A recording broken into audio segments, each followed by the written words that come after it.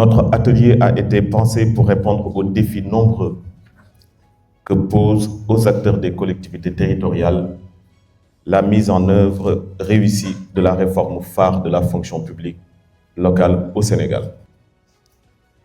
Monsieur le gouverneur adjoint, notre séance de travail s'inscrit donc dans la volonté du CNFPLF d'échanger avec l'ensemble des acteurs agissant localement, avec l'ambition ultime de répondre efficacement aux aspirations des acteurs territoriaux.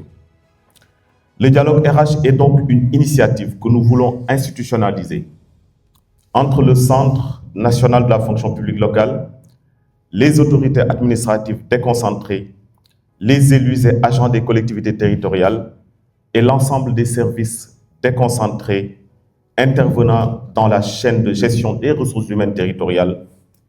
Il s'agit de voir avec l'ensemble des acteurs impliqués les difficultés et les contraintes pour y apporter des réponses coordonnées et concertées au profit exclusif des collectivités territoriales, des agents et, in fine, des usagers du service public local.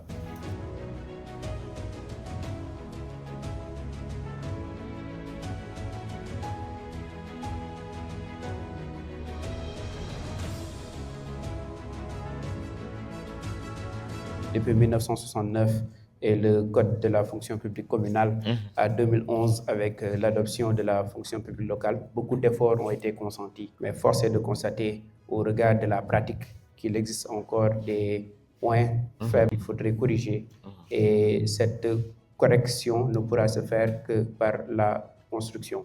Et cette construction se doit d'être inclusive, que toutes les parties prenantes puissent s'approprier cette réforme-là et que tous les éléments de détail puissent être pris en compte pour une mise en œuvre effective. Parmi les contraintes et obstacles liés au parachèvement de la fonction publique locale, on peut citer la non-application de l'ensemble des textes y relatifs, tout au moins une application partielle. Le Centre national de la fonction publique locale et de la formation est une structure publique dédiée aux élus, aux agents et autres acteurs des collectivités territoriales. À ce titre, la mission principale du CNFPLF est d'apporter aux collectivités territoriales une expertise en matière statutaire, de rémunération, de retraite, d'action sociale et de formation.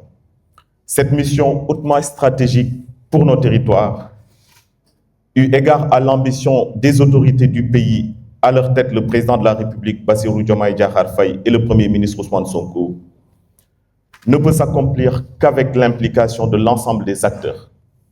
C'est le sens de notre rencontre de ce matin, qui marque un point de départ d'une nouvelle dynamique, fondée sur l'écoute, la réflexion concertée et une action coordonnée. Après Kédougou, nous poursuivrons notre mission d'écoute et de dialogue avec l'ensemble des acteurs territoriaux des régions du Sénégal. Ce qui nous mènera dès les prochains jours et pendant 2 semaines, aussi bien dans les régions de Tambacounda, de Kolda, de Ziguinchor et de Sédhiou.